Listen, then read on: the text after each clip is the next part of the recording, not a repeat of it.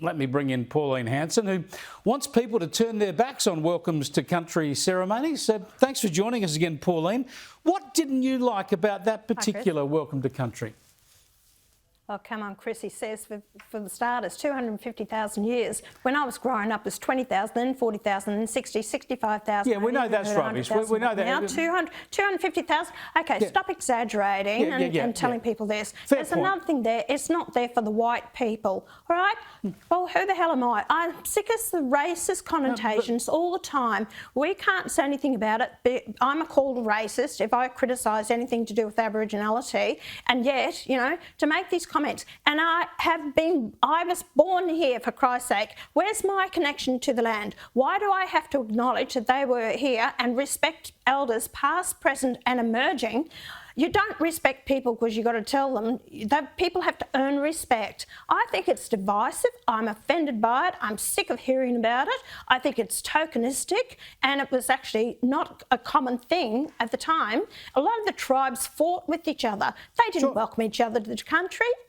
Now, you know, I really think that you and many others, in relation to this particular welcome to country ceremony by Brendan Kerrin, have completely misunderstood what he was saying. Now, I've never spoken to him, I don't know the bloke, but what he was saying there, he was hitting back at this divisiveness where people say, I don't need to be welcomed into my own country.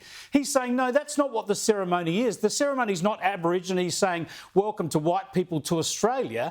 He's saying that country means the various areas of Australia. And it's a welcome to everyone, brown, white, black, brindle, whoever's here at this footy game or this meeting, welcome to this particular country. We call this country Gadigal land or Ghana land. He's actually explaining that to people, and I think so many people have taken the opposite meaning from it.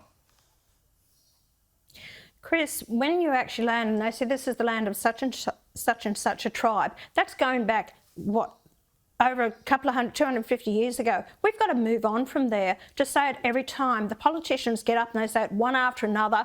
You know, I hear from people and corporations that they've got to say it on a Teams meeting, council meetings, everywhere like this. You know, people are just fed up. They're over it. I talk to people out in the street. I actually get on my Facebook page. People are over it. This is my country as well. Make me feel welcome as well. Yeah, but I'm on a unity ticket with you there, right? Because I wrote in my article about how I jumped on a bus to the airport in Melbourne and I get a welcome to country. And when you go to a function where you have an Indigenous person do a welcome, then every speaker who gets up, 10 of them in a row afterwards, feel they need to do the same thing. I mean, I think there's too much of it. I think sometimes it's right out of context. But in this case, and I think it's really important because so many people have attacked this, his point is saying it's not about welcoming white people to Australia.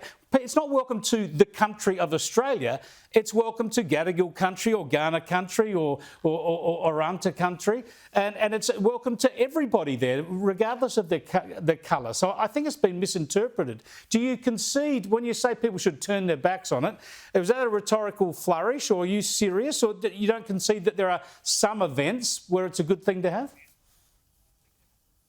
At very few events, if they want to have it at Aboriginal conventions or that type of thing, fair enough, but I will not have it, and I turn my back on it on the floor of Parliament because I just do not accept it, and I am so over it, and I feel I'm just so offended by this because they're not willing to acknowledge that we are Australians here. Even those people that migrated here, we're Australians together, acknowledge us. You know, if we want to do acknowledgement, then acknowledge the men and women that sacrifice their lives defending our freedom and our way of life. That would go down a lot better with most Australians. Well, you know, we see this different. I agree that it's overdone and sometimes it's too radical, but the instance that we heard there from Brendan Kerrin, it's like, welcome all of us. We're all here to this particular land and let's have a good game. And I find that really good. And I like to know which are the different language groups, which are the different bits of country around Australia, just in terms of history.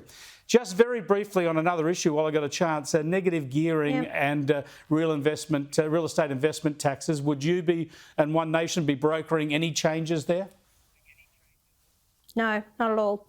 Most of the investments comes from those mums and dads who are police nurses or those tradies that actually go and put investment. If we took them out of the market, we wouldn't have the investment properties there. Also, if Anthony Albanese wants to do something about it, cut back on immigration and stop foreign ownership of our housing in Australia, that would address the matter and take off the GST off the building of houses, which about 40 to 45% of new houses is GST.